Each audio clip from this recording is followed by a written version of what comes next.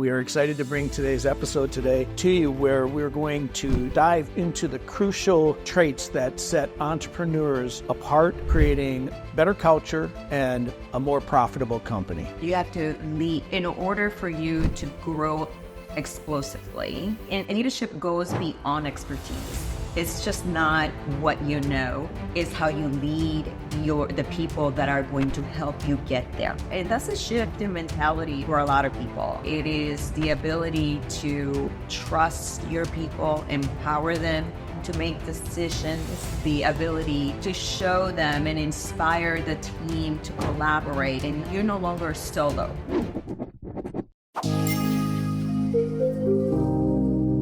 Welcome to the Trustedpreneurs Show, where we bring insight for entrepreneurship, leadership, and personal development to help you grow your business. I'm David Ricci. And I am Madeline Ricci.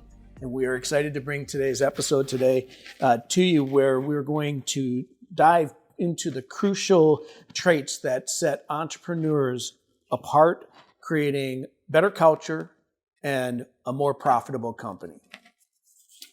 Madeline, entrepreneurs face must have a number of different traits. They must be innovative, they must manage, they must inspire, and they need to lead during ups and downs, all while leading their company to the vision that was set forth for them.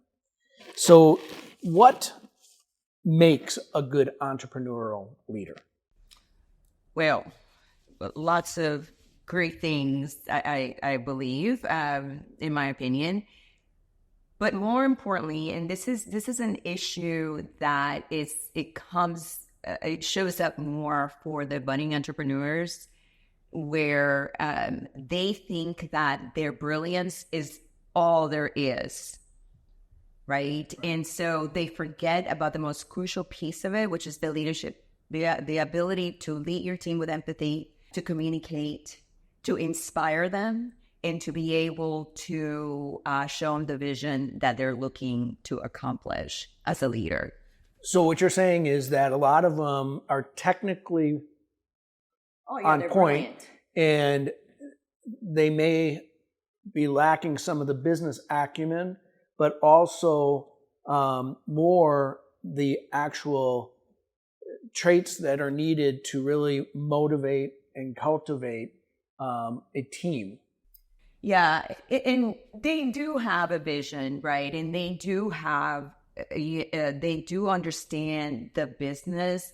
The piece that they really are missing is the emotional intelligence, if you will, right? The ability to show them and inspire the team to collaborate and not be, you're no longer solo.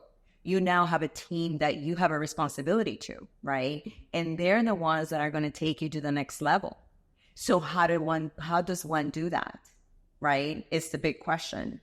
Yeah, if you want to lead your team to success and really inspire them to do work for you and be part of your vision, you have to show them the vision. You have to move them from a fixed mindset to a growth mindset. You have to be able to inspire them and show them how it's done. Collaboration, it's key, right? And truly be interested in what they're really wanting to help you with. So let's take a real scenario, okay? Just in order to bring it to life, right? We met with an entrepreneur. She was starting up a tech company. Mm-hmm. And, as I said, she was technically brilliant. And her product was amazing. And I am not one to talk about renewable energies a whole lot. That's not my wheel. But everything she told me sounded like, wow, yeah, you nailed it. But yet her team was struggling. And from that conversation, did she give you any insights that you saw that you would help her with? Absolutely. So one of the things that I saw at that particular person that was struggling with her team was that there was no communication whatsoever, right? And often, when you're that brilliant in any specific field, specifically in the energy side of it, you tend to want to just kind of like be a hermit, if you will, just kind of like, I'm going to do this because I know what to do. But they forget that they have a team of people that that they hire. And that leadership component is absolutely out the door, right? So there's no communication. There is no collaboration within the teams. There's no empathy whatsoever, right? And so I saw that was one of the struggles. And so the way she turned it around after we talked about it is really truly having a sit down with her team, show them what the vision was. Now they can see it, right? I mean, and I think often what happens that we do not go to the extremes of being able to help them see where we're headed. And so adaptability comes into play as well. So we need to be adaptable to the things that are going to come our way. And when it comes to communication, inspiring our teams, and all those things are going to happen.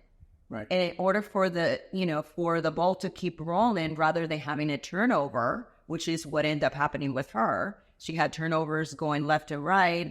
People weren't staying because they couldn't see the vision. So that sounds like it started in the hiring process, though, that they weren't really, they were brought in to do a job instead of participate in the experience that she was trying to create.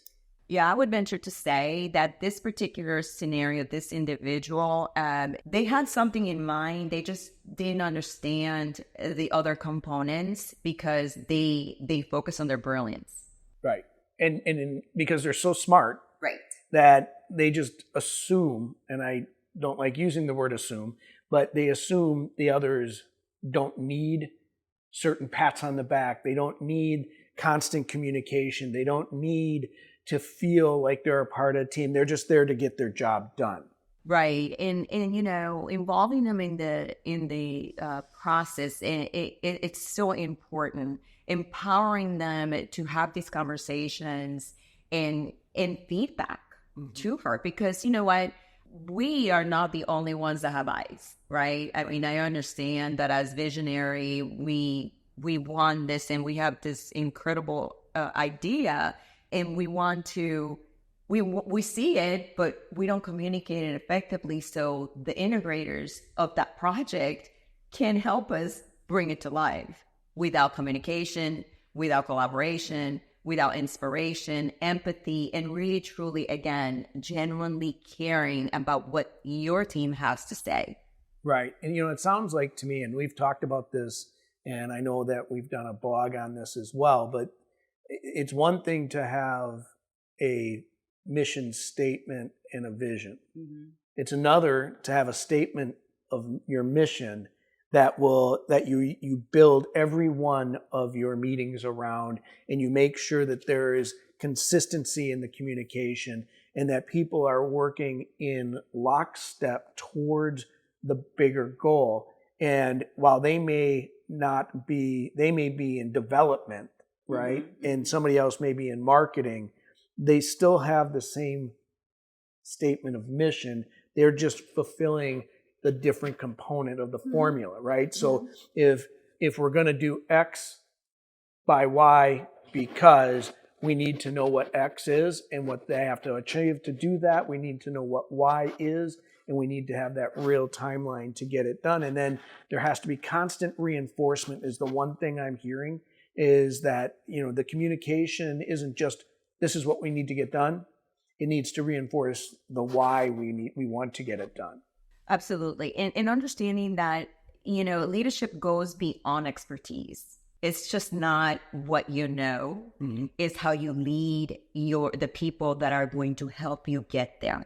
So what would you say was one of the key things in her development and her change? Because obviously over time she did start reducing turnover, right? And people that she was now bringing in were more team members. And I think that was the one thing we heard early on with the conversation with her, was she had employees and now they're team members and they're working together. There's a big difference, right? I mean, it's employees versus team members, right? And so when she decided that and understood that leadership is beyond expertise, when she decided that adaptability is crucial to be able to weather the storm and lead your people through changes, and when resiliency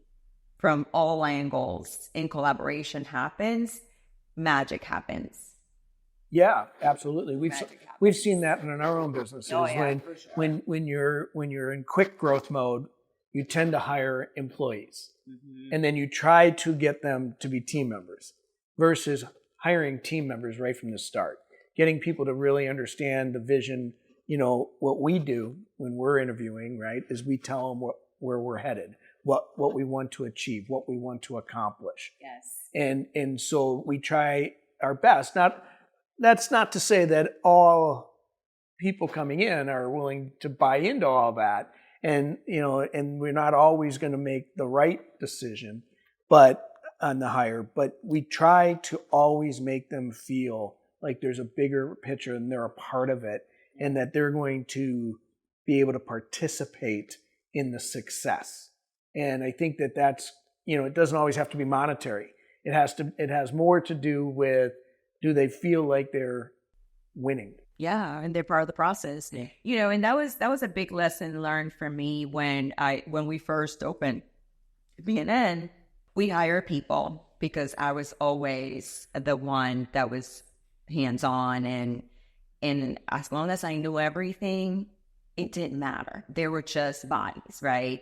And so obviously through the years, I've learned a lot, you know, through personal development, through leadership courses, and in all things, I learned to hire my areas of opportunity, right? Right. And be able to show them the vision, and with that came trust. Oh, big word. Yes. With that came a lot of trust and my ability to lead them to success, that they were going to have a job, not just a paycheck, right? And that they were not going to have to worry in tough times, right? Because we hire by, you know, in efficiencies, right? Where I wasn't able to get to with ease, they were there for me, right? So what really happens in that scenario is that, and it was kind of a fun thing to watch, but I think we also saw it with this particular entrepreneur as well, is she now moved from working in the business to on the business, and had people she trusts to take care of the business. And that's a really big entrepreneurial step. And what I've seen, especially with people that come from more of a corporate background, that they find that, oh, I need to treat this like I'm managing it and I'm doing it, versus taking a step back, relinquishing a little bit of control, and hold people a little bit more accountable because you gave them some responsibility. Yeah. And so it was, and that's hard. I know even for me every day, sometimes you sit there and you're like, oh, just let me do it. And then you have to pull back. And I can, you know, in this tech space, which is, you know, it was obviously her brainchild. It was something that she wanted to bring out. She knew exactly what she wanted to, but that slight change increases retention, which decreases hiring costs, which is one of the most expensive things that you will ever do. And the other is it increases quality of work, and thus provides a better product, and people are willing to pay more for that product because it's that well done. And so I think that, you know, the real lesson in a lot of this is take a step back, build the team, create the right culture. And, you know, it's an interesting thing. People throw out the word culture all the time. Oh, we got this great culture because we pay a lot. And culture doesn't come from paychecks. It comes from how people feel about the work they're doing and who they're working with. And it's not who they're working for, it's who they're working with. And I think that was the other mindset change that she made, is that she decided, I'm working with them, not they're working for me. Right. Yeah, and that's a shift in mentality for a lot of people, right? I mean, it's not easy. No. It is not easy, and whoever tells you it's easy, they're lying. Just saying. But it is rewarding, and that's what you want it to be, right? It is the ability to trust your people, empower them to make decisions. What's the worst that can happen? And I had to learn that the hard way. Right. And I sometimes, when I hear the stories, like I have to really bite my tongue because I would do it differently. But you know what? They have to learn. They have to learn how to handle situations, and we have to learn how to collaborative, do things to better our process. You know, feedback is important. Why would they do different? You know, tell me, and genuinely care. Be authentic about it. Absolutely. Absolutely. So I think that, what I took away from this is obviously it's one big discussion about culture, but the development of an entrepreneur to understand the different things that they have to do when they move to entrepreneurship from just managing. And, managers don't necessarily get paid to inspire somebody to a new level. They get to the point where they manage them to a spot, right? I'm going to manage you to results. That's not really a culture. Well, that's part of it too. Leadership is about managing your people. Sure. I mean, it's not just. Yeah, but I'm saying what I'm saying is that managers, when they are managing, it's less about the employee or the team member feeling good about themselves. They're more about managing. I need this work done by X, and it's not necessarily. It's a task, right? That's why they're managers. Leaders, right? And that's the big thing, is the difference is in managers to leaders. Leaders inspire. Leaders develop qualities in people that will help them with their careers, will help them in the future projects. Leaders grow people. Managers just, in my opinion, literally manage people. Yeah, they say you have to manage, you have to lead. In order for you to grow explosively, 20% of your top, you have to develop. 20%. Your top 20%? Your top 20%. Yeah. I think that's in everything, right? It goes back to the 80-20 rule, right? 80% of your sales come from 20% of your people. Well, that's true. We found that in just about everything that we've ever done, right? Yeah, 20%. 20%. So it's a very quick and easy formula. 20%. Yeah. And it was a hard one for me too, because, I was a perfectionist, right? Yeah, I was a perfectionist. I am a recovered one. And I was, that 80%, 80-20 rule, that was just not going to work for me. But it did. It actually was proven. And you always told me, 80-20, 80-20, Yeah, but the 80 was, if they're doing 80% of you. Yeah. We're still good. 20%. That's right. Anyway, well, this has been awesome. I think it's a great topic. Anything else you want to add? No, I just think that the takeaways, as I said, leadership beyond expertise, right? Resilience and vision. Why are you looking at me like that? Just looking. Okay. Adaptability is crucial. It's so crucial. And I think that oftentimes that's one of the key components that we always forget. Right. Adaptability. Adaptability. Absolutely. Just as we had to adapt to do this show today. Yes. So anyway, well, we did. Everybody, thank you so much for tuning in today.